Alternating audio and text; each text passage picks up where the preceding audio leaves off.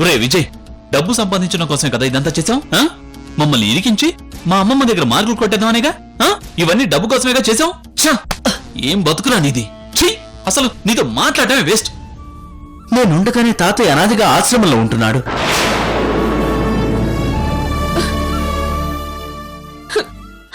నువ్వు బాధపడకమ్మా. మనం ఇప్పుడే వెళ్ళి చలసాని గారితో మాట్లాడదాం. పద లోకి, నువ్వు కూడా పద.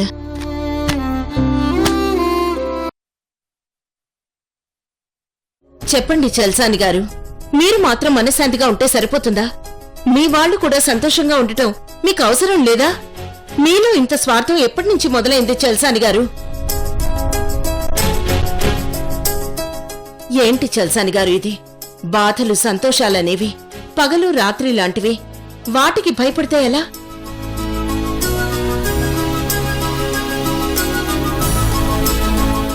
ఇక్కడి నుంచి చూస్తే దూరంగా ఉన్న కొండ కూడా మన కంటికి దగ్గరగా కనిపిస్తుంది. కానీ అక్కడికి వెళ్తే గాని దాని దూరం ఎంతో తెలీదు. రోజీ కూడా మొదట్నుంచి ఆ నందినిని రోజీగానే భావించింది కాబట్టి తన కంటికి రోజీలాగానే అనిపిస్తుంది. ఏదో ఒక రోజు లోతుగా ఆలోచించిందంటే అసలు నిజమేంటో రోజీకి తెలుస్తుంది.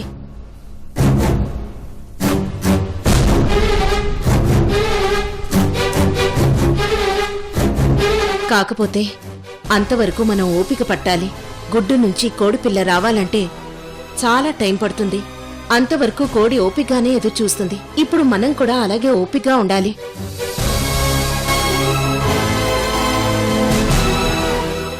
అందుకే నా మాట విని అంతవరకు మీరు రోజీ దగ్గరే ఉండండి.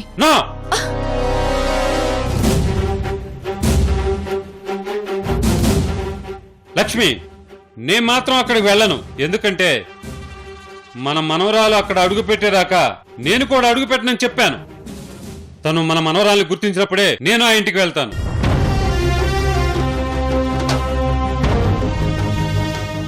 అయితే అప్పటిదాకా మీరు ఇక్కడ ఉండటం ఏంటి తాతయ్య? ఓ పని చేయండి, మీరు కూడా మాతో పాటు ఇంటికి వచ్చేయండి. అందరం కలిసే ఉందాం.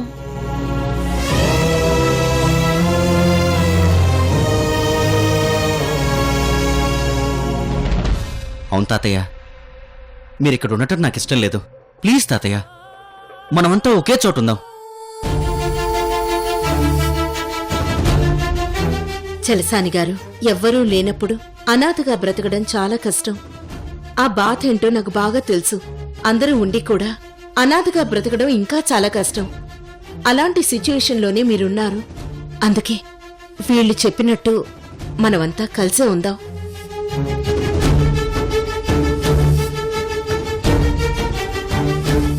చలసాని గారు, ఆవిడ చెప్పిందే నిజం. మనల్ని వద్దనుకున్న వాళ్ళకి దూరంగా ఉండటం మంచిది. మనల్ని కావాలనుకున్న వాళ్ళకి దగ్గరగా ఉండటం మంచిది. అందుకే వీళ్ళతో పాటు మీరు కూడా వెళ్ళటం మంచిది. సరే స్వామి, మీరు చెప్పినట్టే వింటాను. తాతయ్య, ఇక వెళ్దాం పదా. శుభం.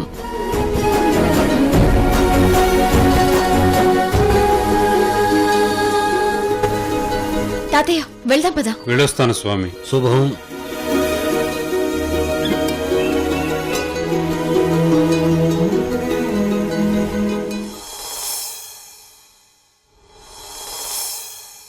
ఓకే మేనేజర్, మనం ఇప్పుడు ఆ స్థలం దగ్గరికి వెళ్దాం. ఆ ప్లేస్ నచ్చిందంటే వెంటనే మనం వర్క్ స్టార్ట్ చేయొచ్చు. అలాగే మేడం. సరే, నేను ఇప్పుడే నా మనవరాలను తీసుకుని బయలుదేరుతున్నాను. అలాగే మేడం. ఓకే. Okay madam.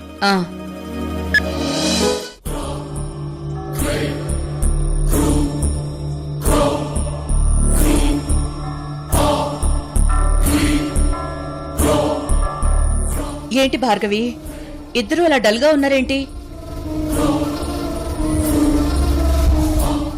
అడిగేది మిమ్మల్నే. ఏం జరిగిందో చెప్పండి. నాన్నని నేనెళ్ళి ఎంత బతిమాలినా ఆశ్రమం నుంచి ఇంటికి రాలేదు. కానీ లక్ష్మి ఆంటీ మాత్రం పిలవగానే ఆవిడింటికి వెళ్లారమ్మా.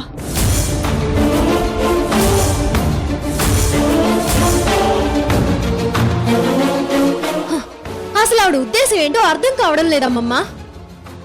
ఒక అమ్మమ్మని ఒక మనవరాలి దూరం చేయాలని చూస్తుంది, ఒక తల్లిని తన కూతుర్ని దూరం చేయాలని చూస్తుంది. హ, ఇప్పుడేమో ఏకంగా భార్య భర్తలే విడగొట్టింది. ఇదంతా ఆవిడ ఎందుకు చేస్తున్నట్టు?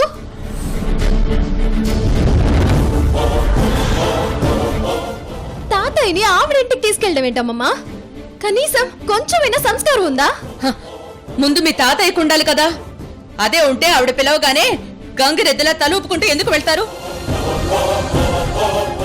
నా దృష్టిలో అసలు భర్త అంటే బాధ్యతలు మోసేవాడు, ఇంటిని చక్కదిద్దేవాడు. మీ తాతయ్య మాత్రం మన విషయంలో ఎప్పుడు అలా ప్రవర్తించలేదు.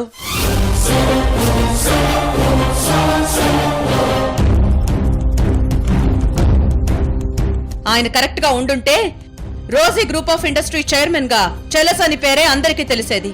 ఆయన భార్య రోజీగా నా పేరు తెలిసేది.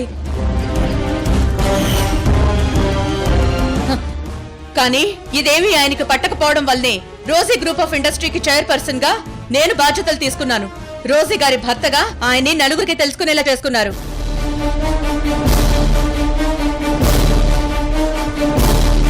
మన కోసం నేను ఇంత చేస్తుంటే ఆయన మాత్రం నా గురించి ఆలోచించకుండా ఆ లక్ష్మి మాటలు పట్టుకుని నన్ను అపార్థం చేసుకుంటే నేనేం చేయగలను?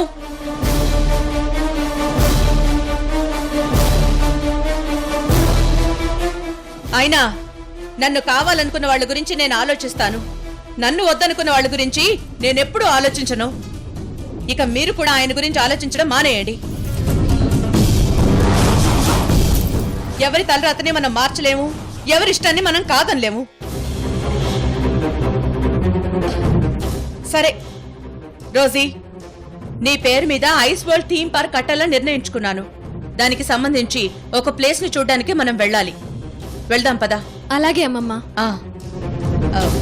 భార్గవి, ముందు నీ మైండ్ ని ఫ్రెష్ గా పెట్టుకో. అనవసర విషయాల గురించి ఎక్కువగా ఆలోచించుకో. మేం వెళ్ళి ఆ ప్లేస్ ని చూసొస్తాం, ఓకేనా? అలాగే అమ్మా. వెళ్ళొస్తానమ్మా. జాగ్రత్త.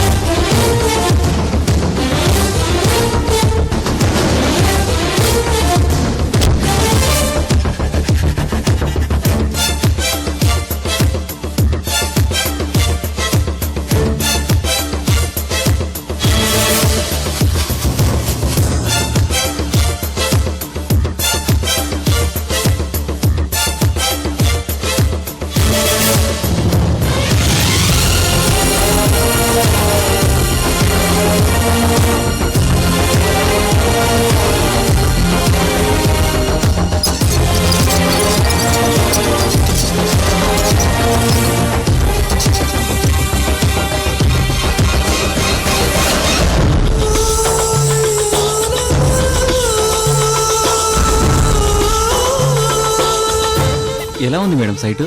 సూపర్ గా ఉంది. యా, చాలా బ్యూటిఫుల్ గా ఉంది. మనం కట్టబోయే ఐస్ వరల్డ్ కి చాలా పర్ఫెక్ట్. అవును మేడం, మీ ప్రాజెక్ట్ కి ఈ ప్లేస్ చాలా అనుకూలంగా ఉంటుంది మేడం.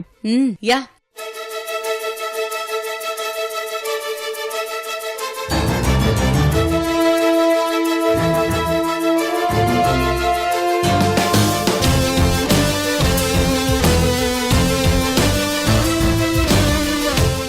మేనేజర్ మేడం, ఆ ఇల్లు ఎవరిది?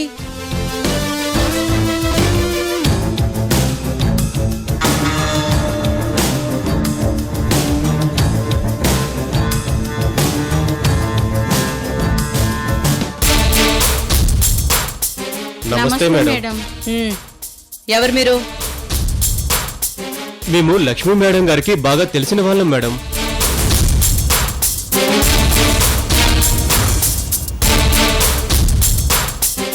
లక్ష్మికి తెలిసిన వాళ్ళ అవును మేడం.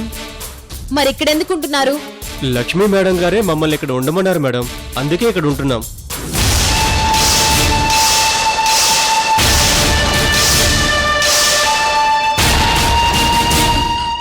లక్ష్మి ఇక్కడుండ మండం ఏంటి?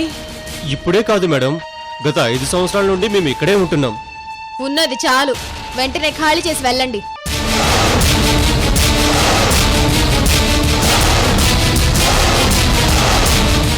లక్ష్మీ మేడం గారే మమ్మల్ని ఇక్కడికి తీసుకొచ్చి పెట్టారు. ఇప్పుడు మీరు వచ్చి ఖాళీ చేయమంటే ఎలా మేడం? ఈ సైట్ నాది, వెంటనే ఖాళీ చేయండి. కుదరదు మేడం.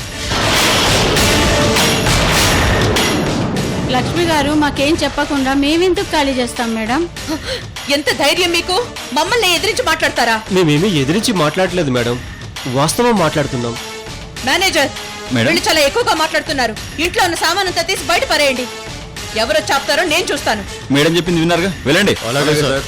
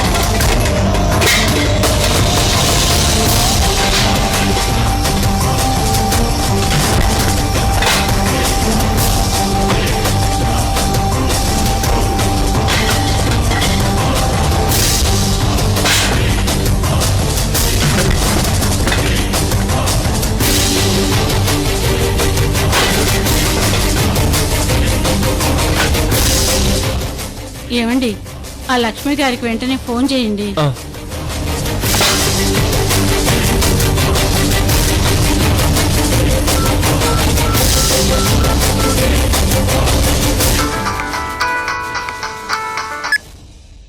చెప్పండి రావు గారు.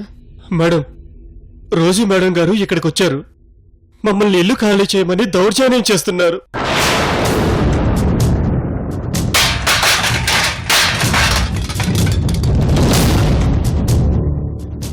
మేడం, ఇంట్లో సామాన్లన్నీ బయట పడేస్తున్నారు మేడం. మీరు త్వరగా రండి మేడం. నేను వెంటనే బయలుదేరి వస్తున్నాను. మీరేం కంగారు పడకండి. అలాగే మేడం.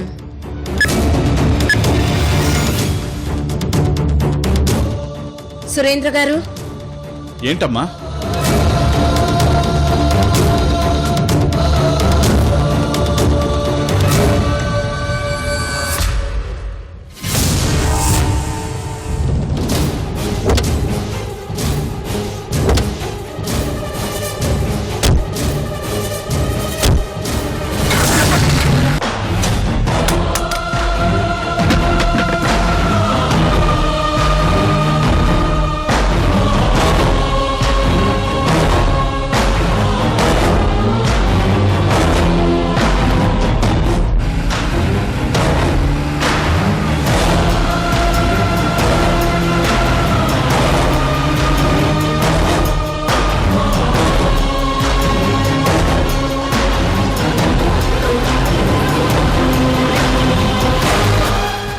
మేమేం నేరం చేశామని మా సామాన్లు బయట పడేస్తున్నారు.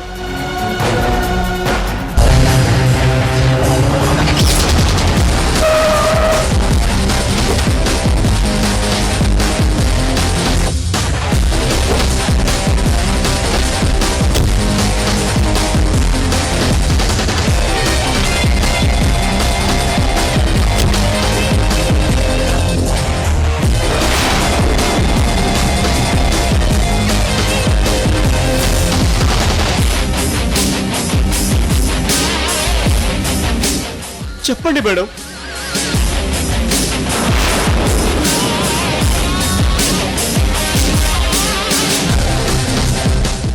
వీళ్ళిద్దరిని కూడా బయటికి గంటేయండి.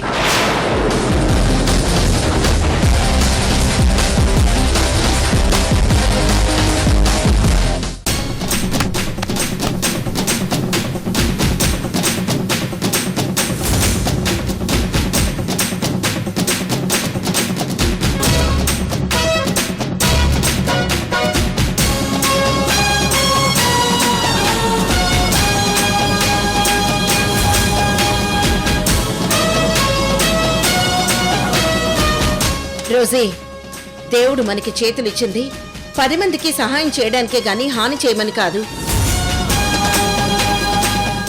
ఆవేశంలో ఏం చేస్తున్నావో నీకు కొంచెమైనా అర్థం అవుతుందా?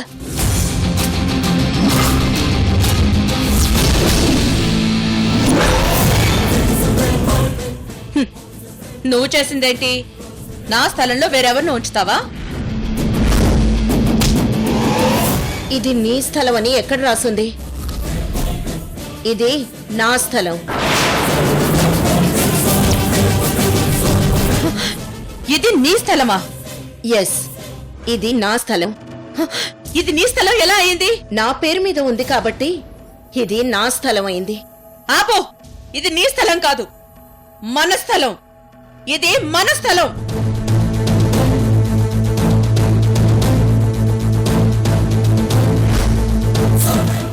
వెరీ గుడ్, ఇప్పుడు దారికొచ్చావు.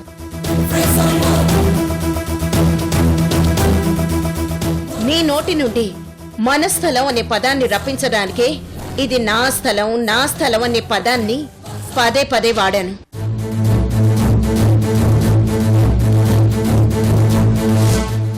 ఇది మన స్థలమే, బట్ నా పేరున ఉంది కాబట్టి నా వాటాలోకి వస్తుంది.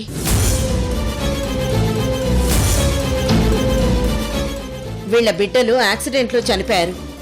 వెనక ముందు ఎవరు లేకపోతే నేనే ఆశ్రయం ఇచ్చాను. ఇందులో ఏవో పండించుకొని బతుకుతున్నారు. అవన్నీ నాకు అనవసరం. ఇందులో నేను నా మనవరాలి పేరు మీద ఐస్ వరల్డ్ పార్క్ కట్టబోతున్నాను. సారీ రోజీ, నువ్వు ఐస్ వరల్డ్ కట్టాలనుకుంటున్నావు, కానీ ఇక్కడ నేను నా మనవరాలి పేరు మీద పెద్ద స్టార్ హోటల్ కట్టాలనుకుంటున్నాను. స్టార్ హోటల్ కట్టాలనుకుంటే ఇంకెక్కడైనా కట్టుకో, ఇక్కడే ఎందుకు? నేను అదే చెప్తున్నాను. నువ్వు ఐస్ వరల్డ్ కట్టాలంటే ఎక్కడైనా కట్టుకో. లక్ష్మి, ఎవరితో మాట్లాడుతున్నావో గుర్తు పెట్టుకుని మాట్లాడు. సురేంద్ర గారు, అలాగే.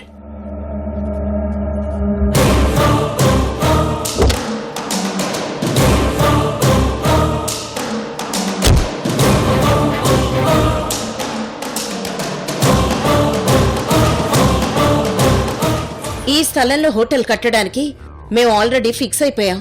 దానికి సంబంధించిన డిజైన్ చూసుకో.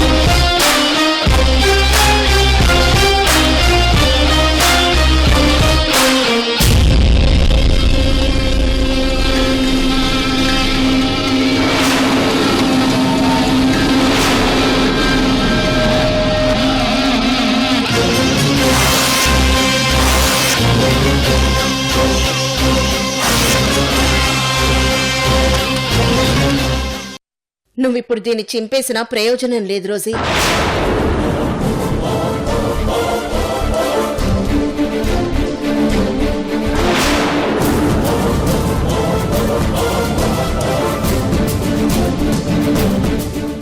నెల రోజుల క్రితమే ఆ ప్లాన్ అప్రూవల్ అయింది. సురేంద్ర గారు చెప్పండి. అవును మేడం, నెల రోజుల క్రితమే హోటల్ కట్టడానికి పర్మిషన్ వచ్చింది. ఈ శ్రావణ మాసంలో హోటల్ కట్టడం ప్రారంభించాలనుకుంటున్నారు లక్ష్మి మేడం.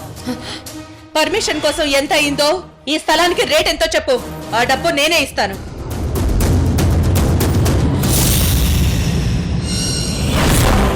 చెప్పు, ఎంత కావాలి నీకు? ఎన్ని కోట్లు కావాలి నీకు? చెప్పు. సరే, ఈ స్థలం నీకు కావాలి కదా? అవును, కావాలి. హోటల్ ప్లానింగ్ అంతా క్యాన్సిల్ చేసుకుంటాను.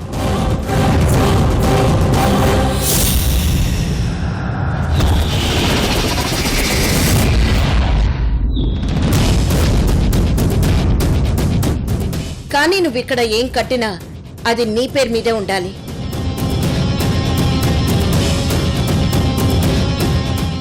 అంతేగాని రోజీగా నాటకం ఆడుతున్నా ఆ దొంగ నందిని పేరున మాత్రం ఉండకూడదు.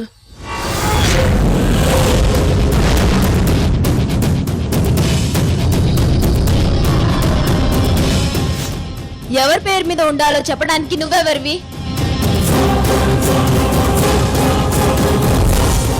ఈ రోజీ మనవరాలి పేరు మీదనే ఈ స్థలంలోనే కడుతుంది. అయితే ఈ స్థలం ఇచ్చే సమస్య లేదు. నాకు ఈ స్థలం కావాలి. ఇచ్చే వరకు ఇక్కడి నుంచి కదలేదే లేదు. ఈ రోజు ఈ పట్టుదలేంటో నీకు బాగా తెలుసు. మేనేజర్, మేడంకి కుర్చీ తీసుకుని రండి.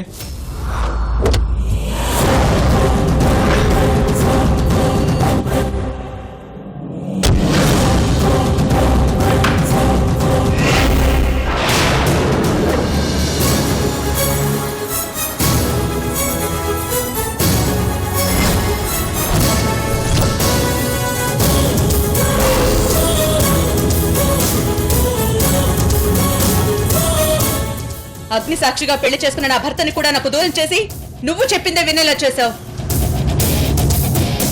ఆయనకి నా మీద ద్వేషం పెరిగేలా చేశావు. భార్యాభర్తల అనుబంధం నీకు తెలియదు, ఎందుకంటే నీకు తాళి బంధం లేదు కాబట్టి.